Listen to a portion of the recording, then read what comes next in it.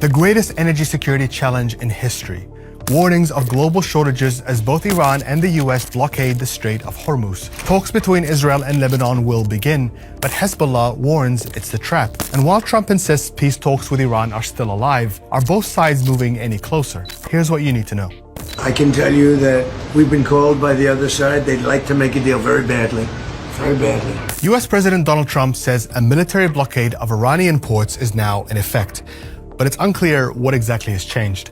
US Central Command says it's set up a security perimeter in the Gulf of Oman and the Arabian Sea and will prevent any vessels leaving Iran's ports from exiting. So far, that hasn't been tested, but it could involve the US Navy physically boarding oil tankers headed to China, putting the US and China in direct confrontation, and the US wants it to pressure Iran to back down. But China is measuring its response. It says all parties need to remain calm and exercise restraint. But restraint is in short supply. Iran's military says it will attack any US naval vessel that even comes close to the strait, while Trump says Iranian attack ships that try to breach his blockade will be eliminated. So this leaves the Strait of Hormuz in limbo yet again.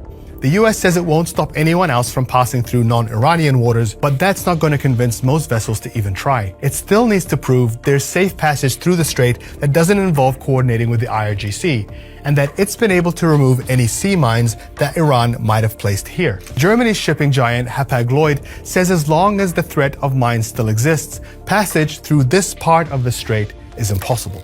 And US allies have made it clear they want no part in this. Britain and France say they won't be drawn into the conflict and will instead host a summit to build a coalition to reopen the strait once the war ends.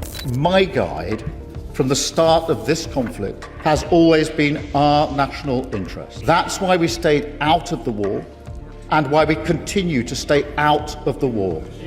The world's biggest economic bodies are warning countries to stop hoarding energy supplies. Leaders from the IMF, the World Bank, and the International Energy Agency say despite the release of 400 million barrels of crude from global reserves in March to ease energy prices, some countries have instead added that extra oil to their own reserves and imposed export restrictions.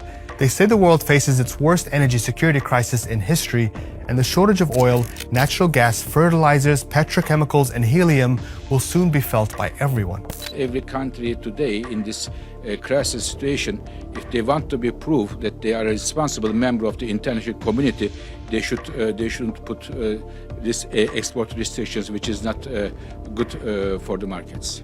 Pakistan's Prime Minister Shehbaz Sharif says talks to end the conflict are still alive, announcing a visit to Saudi Arabia and Turkey. The initiative between Islamabad, Riyadh, Cairo, and Ankara is trying to build on progress made during Saturday's talks between the US and Iran. The sticking point appears to be uranium enrichment, according to officials Al Jazeera has spoken to. Iran is offering to halt enrichment for 5 years. The US wants no enrichment for 20. We did make some progress in the negotiation. The big question from here on out is whether the Iranians will have enough flexibility, whether the Iranians will accept the critical things that we need to see in order for things to get done.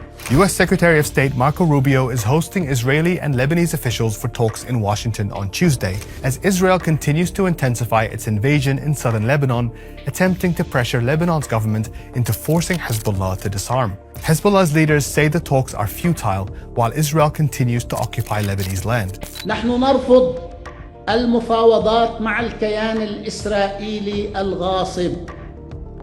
هذه المفاوضات عبثية. That's it from me today. Stay with us on Al Jazeera for all your updates in the war on Iran.